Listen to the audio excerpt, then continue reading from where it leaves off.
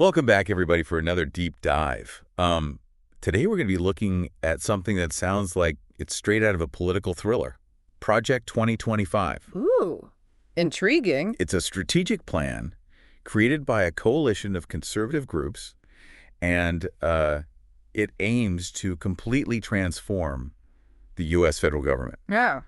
if a conservative president takes office in 2025. Okay, so this is looking ahead Yeah. to the next election. Yeah, it's really interesting. And they've already got plans in place. Yeah, and what's fascinating is the level of detail and preparation that has gone into this. Right. It's not just talking about, broad goals. They're laying out concrete steps, even creating a playbook for a potential new administration Not a playbook. to follow on day one. That's interesting. Is there any sort of historical precedent for this level of organization? Like, has this been done before? That's a great question. And yeah, they actually draw a parallel to the Mandate for Leadership Okay. that was put together by the Heritage Foundation during Reagan's transition in 1980. Right, I've heard of that. And that document was sort of a roadmap for the Reagan administration's conservative policies, and Project 2025 sees itself as a continuation of that effort. Okay. But they say that now the stakes are even higher. Even higher. How so? What makes it different this time around? Well, the language in the Project 2025 document is very strong. They talk about cultural Marxism, which is a term used to describe what they see as a pervasive left-wing influence on society. Right. It's a pretty loaded term for sure. It Yeah. suggests a real sense of, like, ideological conflict. Yeah, absolutely. They see this as a battle of ideas. And they also claim that the federal government has become weaponized against conservative values. Weaponized. So there's a real sense of urgency then. Yeah, absolutely. Real sense of urgency and a belief that drastic action is needed. So how do they propose to achieve these changes? What's their roadmap look like? Well, they outline 4 main pillars of their strategy. Okay, so it's a multi-pronged approach. Yeah, think of it as a 4-pronged approach to reshaping the government. Okay, I'm ready. Lay it on me. What's pillar number 1? All right, so the first pillar is the document itself. Okay. It lays out their conservative vision for how various federal agencies should operate. So they're getting into specifics. Yeah, they want to streamline things, reduce regulations, and shift power away from what they call the administrative state. Administrative state. Now, that's a term I've heard thrown around a lot, especially in conservative circles, but it's one of those things that maybe not everyone fully understands. Could you unpack that a bit? What do they mean by administrative state? Sure, yeah, it's a term that's become popular among some conservatives, and they use it to describe the sprawling network of federal agencies and regulations that they believe have become too powerful and unaccountable. Okay, so it's about bureaucracy. Yeah, and they see it as a threat to individual liberty and limited government. Interesting. So Project 2025 is essentially about, shrinking the size and scope of the federal government. That's a key part of their vision. They want to deconstruct what they see as a bloated bureaucracy and give more power back to the states and individuals. They believe the federal government has overstepped its bounds. So how do they plan to go about that? What's their strategy for actually shrinking the government? Where does this second pillar come in? So the second pillar focuses on personnel. Personnel. Yeah, they're building a database of individuals who align with their conservative ideology. Like a talent pool. It's like a talent pool of potential appointees who are ready to step into government positions if a conservative president wins. Oh, wow. So they're not just thinking about the policies, they're thinking about who will actually implement them. Right. It's not just about having a plan. It's about having the right people in place to execute that plan. Okay, I'm starting to see the bigger picture here. This is pretty comprehensive. What about the other 2 pillars? What else is in this plan? So the third pillar is focused on education. Education. Okay. They're creating something called the Presidential Administration Academy. And it's an online platform designed to train future conservative leaders. Like a school for conservative politics? Yeah, and it'll cover everything from the nuts and bolts of how the government works Okay. to the specifics of their conservative agenda. Wow, so they're playing the long game here. Yeah. It's not just about winning one election, it's about cultivating a whole generation of leaders. Exactly. They're investing in training and developing a new generation of conservative leaders who are ready to implement their vision.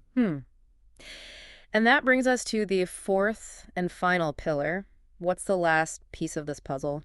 I bet you can guess. The playbook. You got it. The day one plan. The fourth pillar is all about having detailed transition plans ready to go on day one of a new administration. Okay. These plans outline specific actions for each federal agency, Wow. covering everything from budget cuts to regulatory changes. So if a conservative candidate wins in 2025, they'll have a team in place and a roadmap for how to start enacting their vision immediately. That's the idea. That's incredible. They want to hit the ground running Yeah. and make significant changes from the outset. This is a level of organization and preparation that, frankly, I find pretty impressive. But it also makes you wonder. What could this mean for everyday Americans if Project 2025 becomes a reality? What are the potential consequences of this level of change? How might it impact people's lives? And that's what we'll be diving into next. We'll unpack some of the potential impacts of Project 2025, both positive and negative, and what it can mean for you. Sounds like a good place to pick up next time. Stay tuned. All right, so let's dig into some of the specifics here. How might Project 2025 actually impact different areas of American life if it were to be put into place? Yeah, where do you think we should start? Well, one area where we could see some pretty dramatic changes is social programs. The document talks a lot about reducing the size and scope of federal involvement in things like welfare, healthcare, and education. So, like shrinking the safety net. Yeah, that's one way to put it. They really advocate for shifting more responsibility to the states and to local communities, arguing that they can better address the unique needs of their populations. They also propose promoting private sector solutions and reducing the role of the federal government in those areas. That does sound like a pretty major shift from how things are currently structured. Yeah. What about the potential consequences? I mean, are they addressed in the document? Well, yeah, and it really depends on your perspective, right? For supporters of Project 2025, this represents an opportunity to streamline those programs, cut down on waste, and, empower individuals and communities. They really believe that a smaller federal government will lead to more efficient and effective services. That's the argument. Yeah. But couldn't that also lead to, people losing access to essential services, people who really rely on them? Right. And that's exactly the concern raised by critics, right?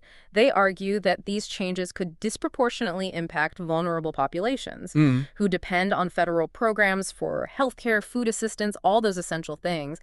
And they worry that shifting to more state and local control could result in this patchwork of services, with some areas providing more comprehensive support than others. So it's a real debate Yeah. about whether this approach would actually empower communities or if it would just create more inequality. Exactly. It's a complex issue with no easy answers. Yeah. And these potential impacts, they go way beyond just social programs. Project 2025 also takes aim at environmental regulations. Oh, interesting. That's another area where there's so much debate about the role of the federal government. Right, absolutely. What's their stance on environmental issues? Well, they argue that a lot of the existing environmental regulations are overly burdensome, that they stifle economic growth. Okay. So they advocate for streamlining permitting processes, reducing regulatory oversight, and promoting energy independence through increased domestic production of fossil fuels. That's going to be a controversial one for sure.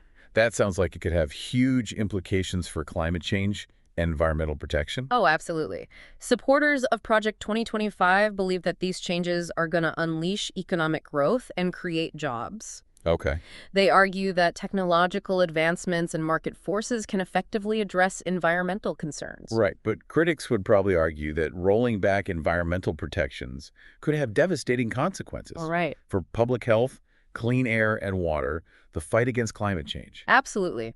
They point to the importance of strong federal regulations to protect natural resources, ensure a healthy environment for all of us for future generations. They argue that weakening these protections could lead to increased pollution, habitat destruction, and a worsening climate crisis. So it sounds like we're seeing, again, this real fundamental clash of visions about the role of government. Absolutely. And this clash plays out in a lot of other areas, too. Immigration, national security, even the role of the Judiciary. Project 2025 seeks to reshape these areas as well, promoting a very distinct conservative approach to governance. It's clear that this project has the potential to just fundamentally alter the landscape of American politics and policy.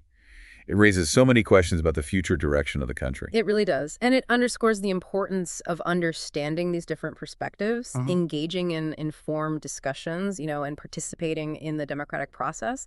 The choices that we make today, they're going to have lasting consequences for the future. Well said. Now, before we wrap up this deep dive, I want to go back to something you mentioned earlier, this idea of an army of conservatives that Project 2025 is trying to mobilize. What does that actually look like in practice? How are they planning to engage everyday Americans? Yeah, it's interesting. They're definitely trying to build this grassroots movement, but one with a very specific agenda. Mm-hmm. Like a top-down grassroots thing. Exactly. They're calling on conservative Americans to get involved in all sorts of ways, like supporting candidates who align with their vision, applying for government positions, spreading a word within their own communities. So it's not just, politicians and think tanks driving this change. Yeah. They're trying to create a broader cultural shift. Exactly. They want to build this whole network of conservative activists and advocates who can influence policy at every level of government. They really believe that by empowering individuals to take action, they can create lasting change. This idea of an army is really interesting. Yeah. Do they give any, specific examples of what that mobilization might look like on the ground? Yeah, the document talks about organizing training sessions on conservative principles, creating online platforms for networking and collaboration, and even encouraging people to, run for local office. But really building a movement from the ground up. Yeah. Almost sounds like a political campaign, but on a massive scale. Right. In a way, yeah, they're trying to build momentum and generate enthusiasm and ultimately reshape the political landscape. And they're doing it with a remarkable level of organization and foresight. It really is a fascinating case study in, how to build a political movement. It is. It is. Whether you agree with their vision or not, there's a lot we can learn from how they're approaching this. I think that's a really important takeaway for our listeners, regardless of your political beliefs. Understanding the strategies and tactics behind Project 2025 can give you valuable insights into how American politics works today. Absolutely. It also just underscores the importance of civic engagement, right? In a democracy, it's so crucial for citizens to be informed, to be engaged, and to be actively involved in shaping the future of their country. Well said. This has been an incredibly insightful deep dive. It's given us a lot to think about. It really has. And to our listeners, thank you for tuning in. We'll be back soon with another deep dive into a different fascinating topic. But until then, keep those minds engaged